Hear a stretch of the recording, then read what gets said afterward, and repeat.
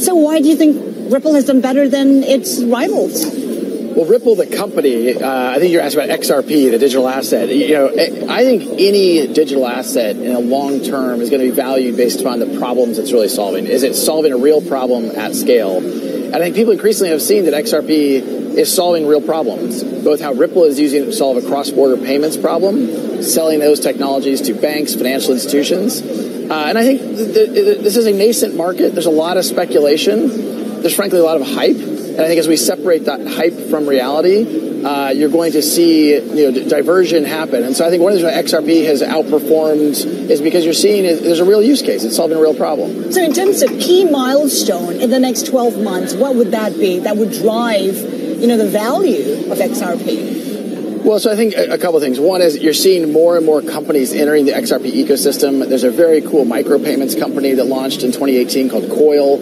And looking at how do you leverage XRP payments to enable, a penny payment, a 2-penny payment. If I'm going to read a website and I don't want to pay $10 a month for whatever newspaper, I can actually read an article for a couple cents and that can be dribbled out. That's an example of how other people are taking advantage of XRP as an extremely fast and extremely low-cost way to move value around. It's 1,000 times faster than Bitcoin and 1,000 times cheaper than Bitcoin to enable those transactions. You're seeing the market, I think, react to that. Ripple is using that same technology at scale with financial institutions and banks. It's been unequivocally a record year for us. We have been signing over 2 production contracts a week with banks ranging from the largest bank in Kuwait and Saudi Arabia, one of the largest banks in the United States we announced a few weeks ago. So that momentum, because we're solving that real problem, I think has driven excitement and enthusiasm. You talk about banks. I mean, they are your key clients. You work with a lot of banks, yet when it comes to adoption, institutional adoption, when can we see that happen? When will they get into the crypto space? And what's hindering that? It's regulation. Yes, well, it's a great question. And I think one of the reasons why we're seeing so much interest in what's going on here in Singapore, and one of the reasons I'm here, is because you've seen regulators provide clarity about how they're going to approach crypto, how they're going to approach blockchain. And allowed us companies like Ripple and other companies in the space to invest with certainty, with clarity. And so I think you're seeing more and more institutional interest in the crypto space. Even recently, the parent company of the New York Stock Exchange, ICE, announced their crypto exchange that they plan to launch in December called Pact. When I was here in Singapore a year ago at this same event, there were 30,000 people here. And this year there's 40,000 people. And as part of that regulatory certainty, it's seeing the institutional interest from players like the parent company of the New York Stock Exchange. You've seen Fidelity in the United States make announcements about their interest. And even with Ripple, last quarter we announced there was more institutional interest in people coming to us to buy XRP, that institutional buyer, than we'd ever had before in our history. And I think you're going to continue to see that grow. It'll be frankly exciting to come back next year and see how far we've come between now and a year from now. How soon do you think, though? Well, because honestly, regulators are different, all kinds of perspective. That is part of the challenge, right? You need a global framework, and you're seeing some countries really lean in and be progressive and provide that clarity. Here in Singapore, the MAS has been truly a leader. That's also true in Thailand, and even to some degree the Philippines and Japan.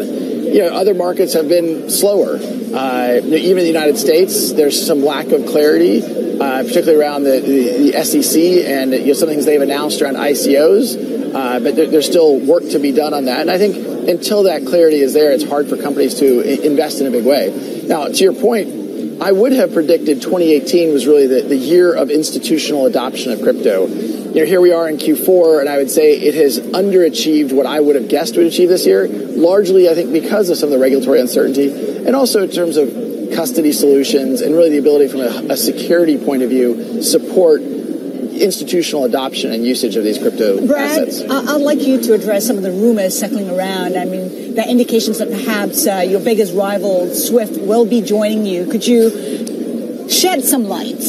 Well, look, Swift is owned by the banks, and we are here to help the banks. We feel like blockchain technologies are a massive step function forward in terms of how correspondent banking has historically worked. The technologies that banks use today that Swift developed, decades ago, really hasn't evolved and kind of kept up with the market. And so we feel like we're here to help the banks. Swift is owned by the banks. There have been opportunities where maybe there's partnership opportunities. We haven't been able to bring those to fruition. But we're going to keep focusing on solving the customer problem.